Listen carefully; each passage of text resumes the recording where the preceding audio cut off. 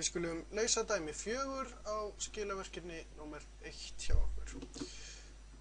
Þar erum við að skoða þessa runu hérna af jöfnum.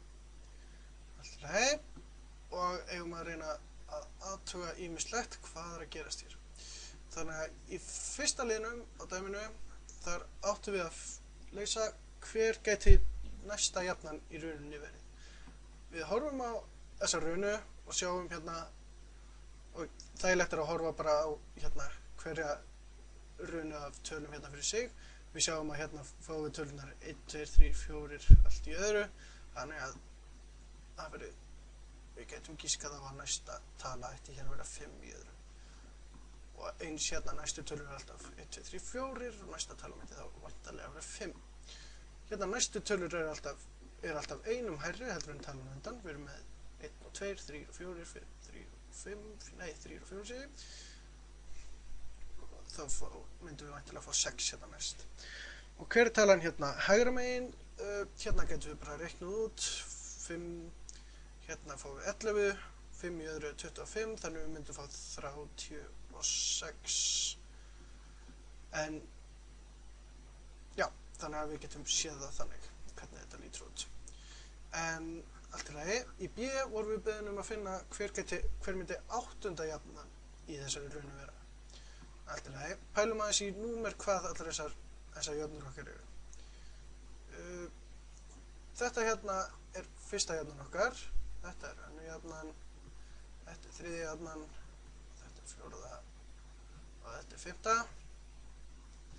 Hvernig myndi þá 8. jafnan okkar vera?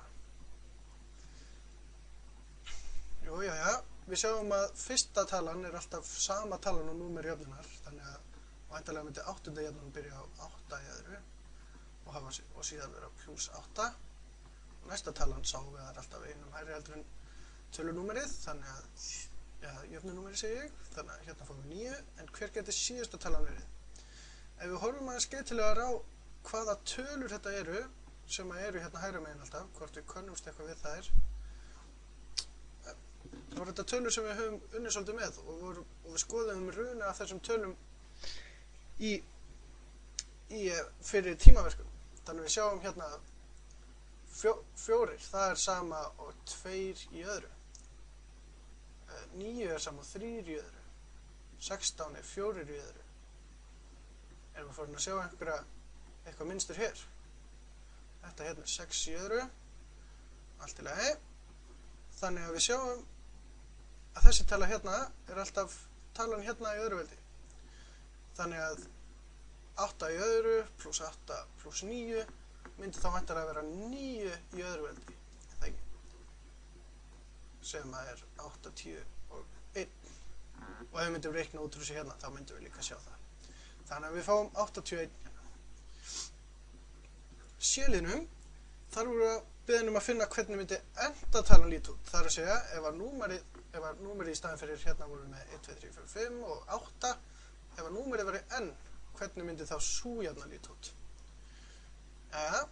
Nú hugsaum við bara hvernig gerum við þetta alltaf í hinskiptin. Hérna höfum við númerið 4 og setjum 4 hérna, þannig að núna höfum við númerið n, þá setjum við bara n hérna, n í öðru.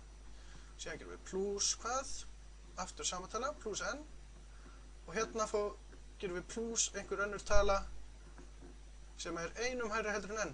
Hvernig takum við eitthvað sem er einum hærri heldur en n? Það hlýtur að vera bara n plus 1. Við setja það í svega til að það er kannski þægilega að horfa á þannig. Allt í lagi. Og hérna hægra megin, þar vorum við alltaf með töluna, þessa hérna tölu í öðruveldi, eða ekki? Við erum alltaf með síðustu töluna hérna í öðruveldi. Allt í lagi. Og hérna er síðasta talan n plus 1, þannig að við þurfum að setja n plus 1 í öðruveldi.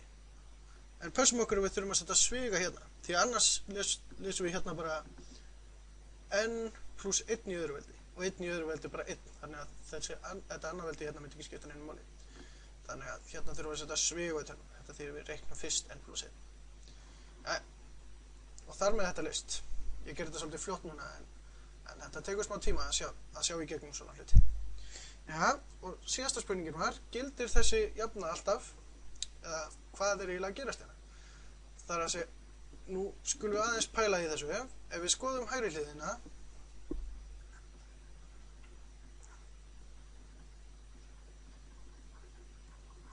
hægri hliðin, hún lítur svona út. Hún er n plus 1 í öðru. Og hvernig getum við losnað við svegan hérna? Þá getum við skrifað þetta svona upp, n plus 1 sinnum svíinn n plus 1. Ok. Og hvernig losnum við þessa svega? Alveg svo í fyrir dæmum, þegar við verum að losa okkur við svega, þá þurfum við alltaf að margfalda allt sem er í sveganum. Við þurfum að margfalda allt sem er í sveganum hér með öllu sem er í sveganum hér. Og þetta, til að á krassblæði táknum við þetta oft svona til að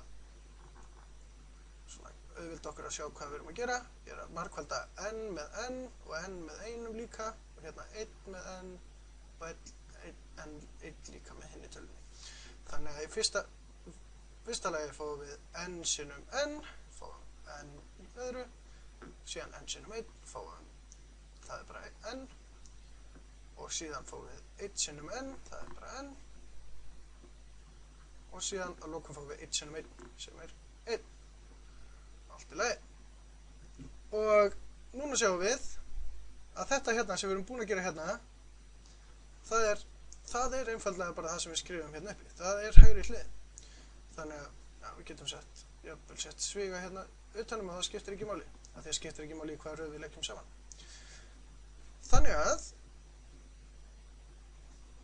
að hægri hliðin sjáum við, þannig að við getum svarað þessu einhvern veginn svona spurningunni. Við ætlum að svara því gildir þessi jafnan fyrir öll n. Þá getum við svarað já, jafnan gildir.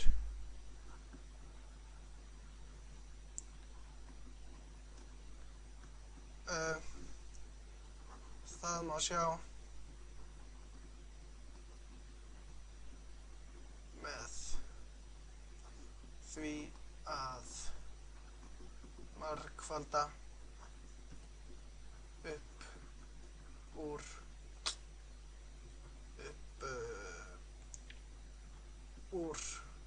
sveganum eða eitthvað svoleiðis. Við ætlum bara, það eina sem við þurfum að gera hér er að taka eftir ef við getum margfalda upp úr þessu svega og fá hérna hina hliðina til að fá hina hliðina. Já, og þar með höfum við lokið þessu dæmi.